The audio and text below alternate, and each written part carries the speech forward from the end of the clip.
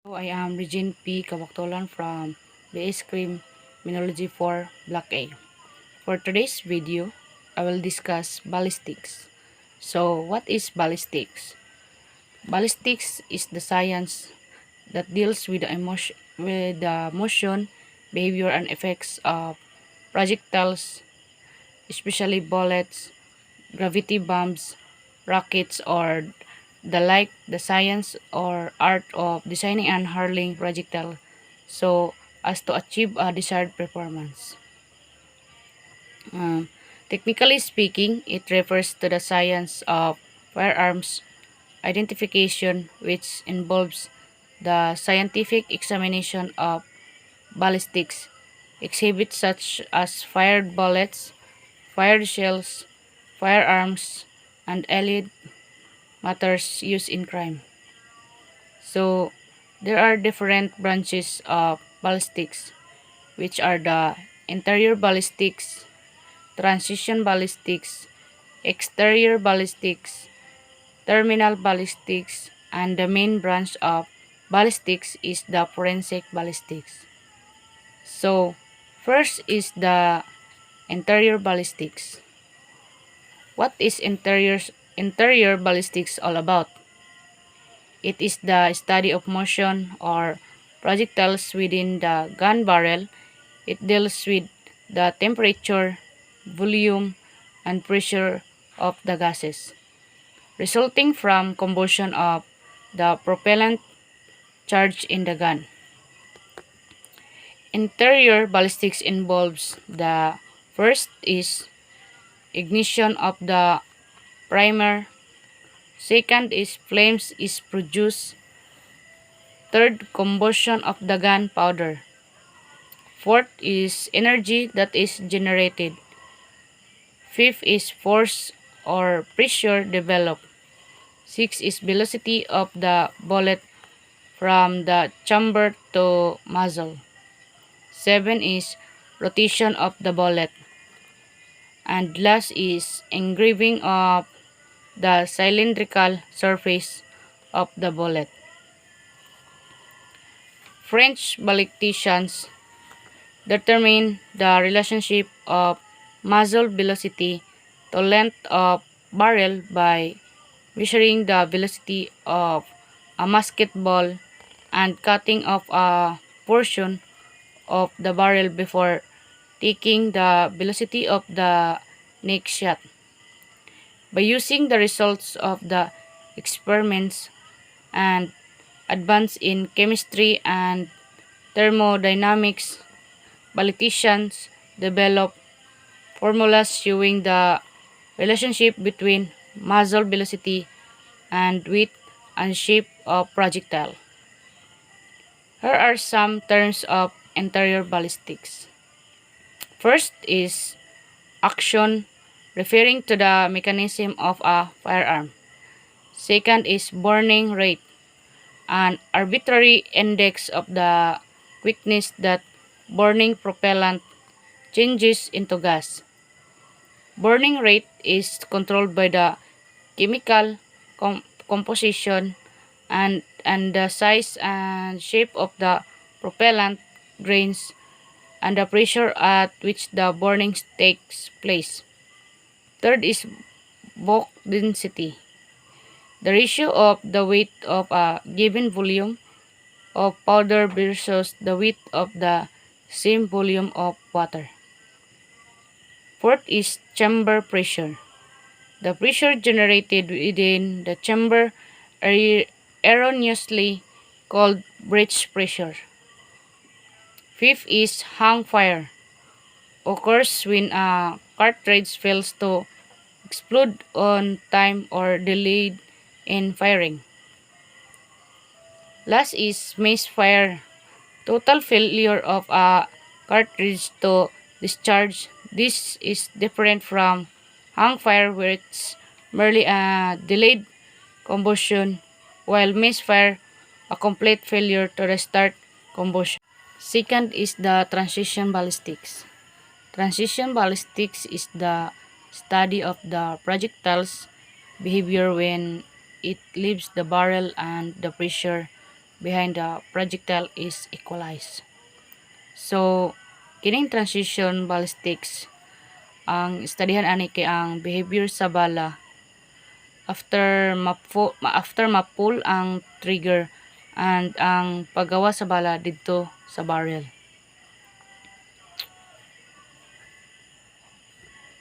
Third is the exterior ballistics. Exterior ballistics deals with the motion of projectiles from the time they leave the muzzle of the firearm to the time they hit the target.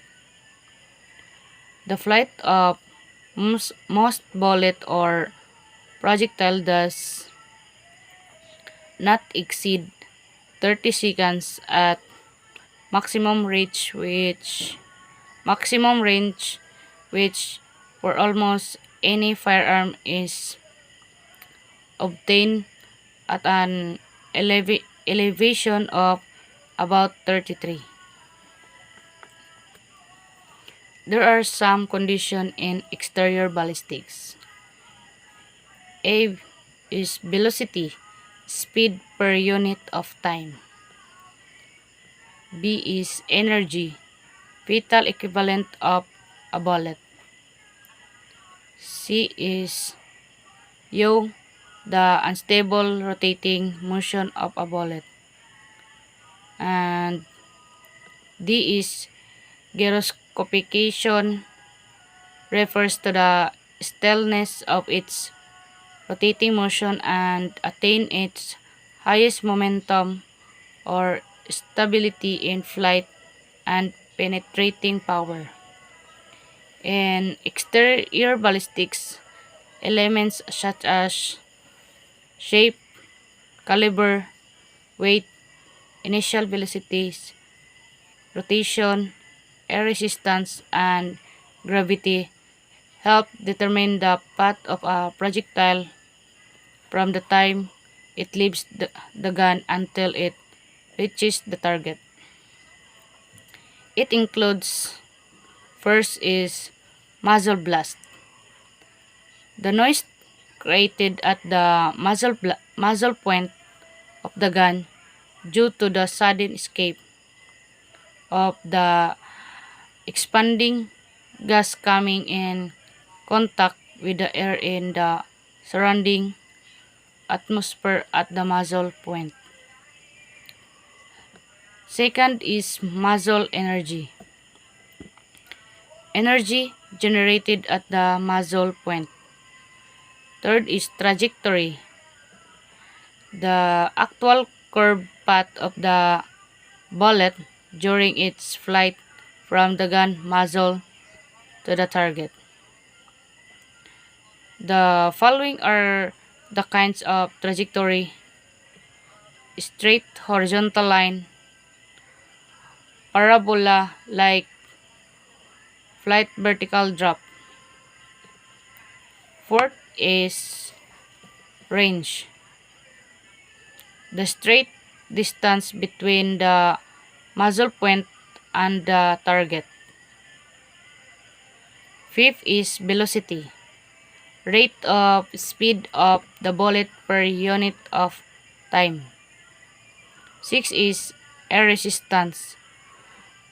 Resistance encountered by the bullet while in flight. 7 is pull of gravity. Downward reaction of the bullet while in flight. 8 is penetration. Depth of entry on target. Here are some terms in exterior ballistics. First is accuracy range. The maximum distance at which a particular gun and cartridges which I will consistently place all shots in the standard target for that distance. Second is accurate range. The distance within which the shooter has control of his shots. Third is back curve. This is that portion of the bullet's trajectory that drops below the critical zone beyond the point blank range. Past this point, the trajectory begins to drop off very rapidly, with range and the point of impact becomes very difficult to estimate. 4 is ballistic coefficient.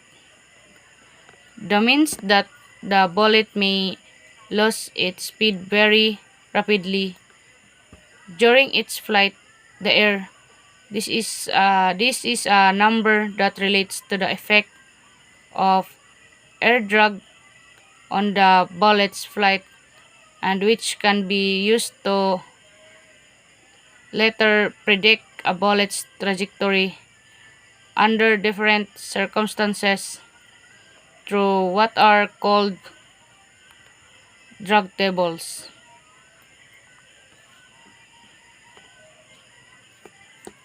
Fifth is bullet energy. The power possessed by a moving bullet, or in other words, its ability to keep going when it meets an obstacle, and to do work on the obstacle is immense importance.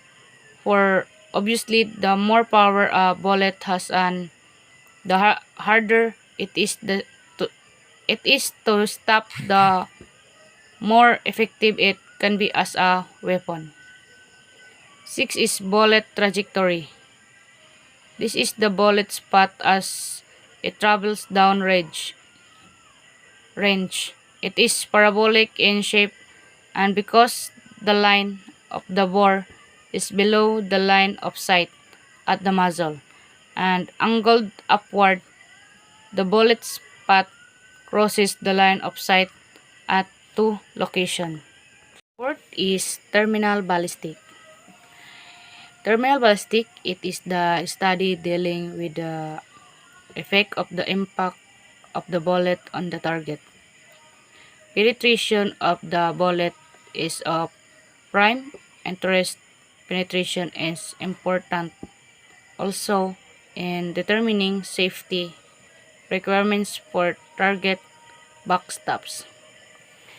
Terminal ballistics involves: first is terminal accuracy, size of the bullet grouping on the target. And second is terminal energy, energy of the projectile when it strikes the target, also known as striking energy. Third is terminal penetration, depth of entry of the bullet in the target. And fourth is terminal velocity, speed of the bullet upon striking the target.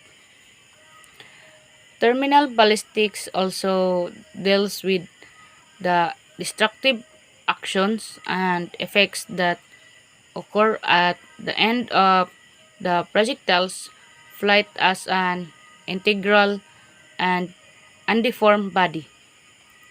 The flight may end in one of two ways.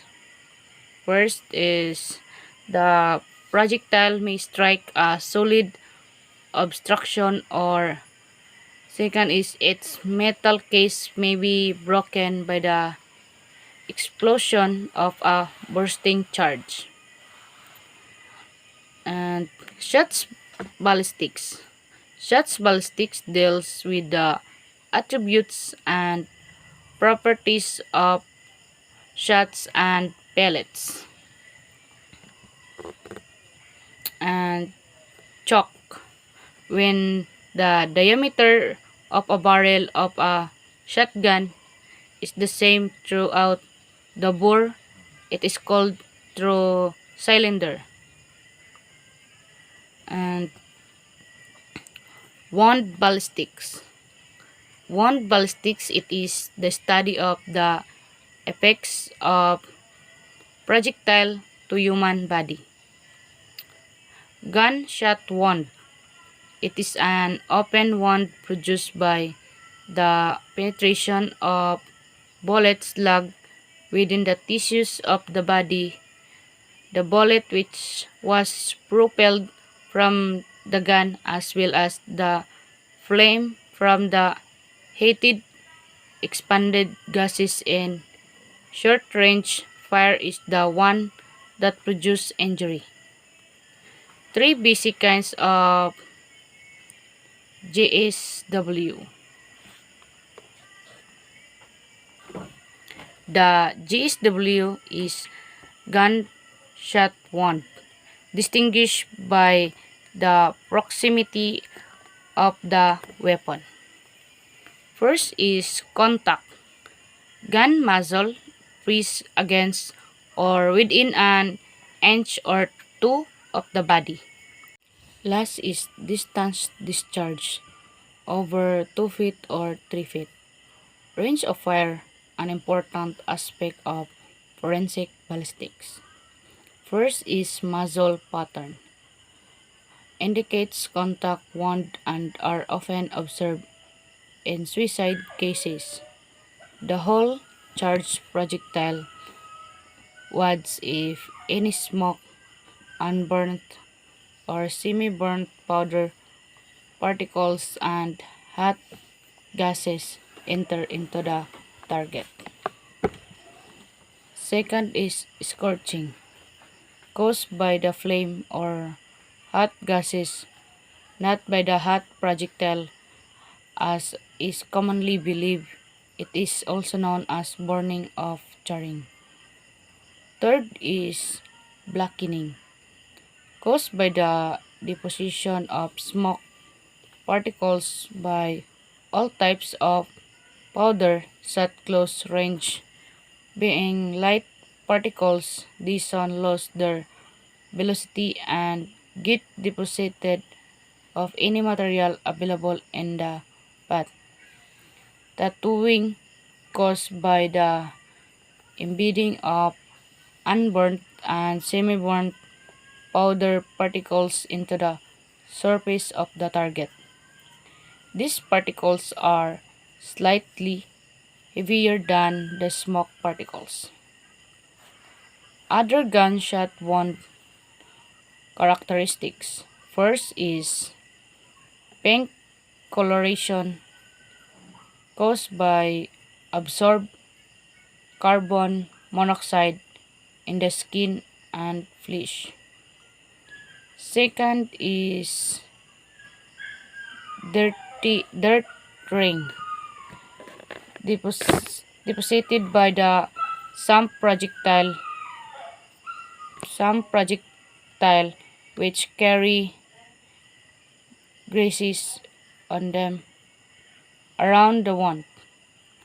Existence of this indicates the entrance side of a firearm injury and does not indicate range. Third is contusion, caused by the impact of the projectile. Reddish dark to bluish black varies somewhat with the age of the injury. It takes the form of a belt around the wound. It is of uniform and thickness. Fourth is foreign materials. Their presence not only permits the identification of the firearms injury, but they also permit a fairly reliable guess of firearms. Factors influencing entrance and exit gunshot wounds. First is kind of weapon. The higher power the weapon is, the more destructive to the tissues of the body. Second is caliber of the weapon. The higher the caliber of the wounding bullet, the greater will be the size of the wound of entrance, hence greater destruction to the tissues. Third is shape and composition of the missile. The conical shape free end of the bullet slug has more penetrating power but less tissue destruction, while bullet slug with hemispherical free end had less penetrating but more destruction to the tissues. Fourth is range of fire. The injury is not only due to the missile but also due to the pressure of the heated expanded gases, flame and particles of gunpowder. However, in long-range fire, the characteristic effect of the bullet alone will produce the injury. Fifth is direction of fire. A right angle approach of the bullet to the body will produce a round-shaped wound of entrance in short distance fire, while in acute angle of approach the bullet will produce an oval-shaped wound of entrance with contusion color widest on the side of the acute angle of approach and a tendency for the bullet to deflect to another direction upon hitting the target. And lastly is part of the body involved. When the bullet hit the soft tissues of the body, the bullet penetrates and usually without any change in direction. However, upon hitting the bones and other hard body structures, the bullet may fracture the bones causing further injury or may deflect to another direction. That's all. Thank you.